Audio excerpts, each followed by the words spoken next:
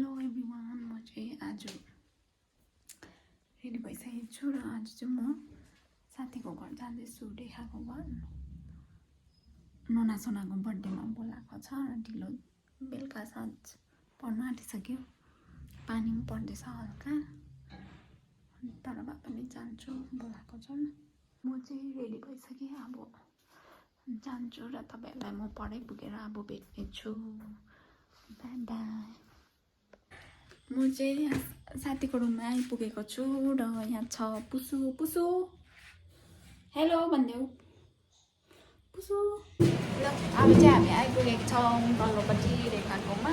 रेखाको नानीहरूको बर्थडे हो त, अन्त बर्थडे भयो चाहिँ को हो भन्दाखेरि चाहिँ यहाँनिर बर्थडे गर्लहरू दुईजना। बर्थडे गर्ल चाहिँ सोना। सोना ह्याप्पी बर्थडे, ह्याप्पी बर्थडे। यो चाहिँ उयो, यसको नाम त के पो हो? लिली।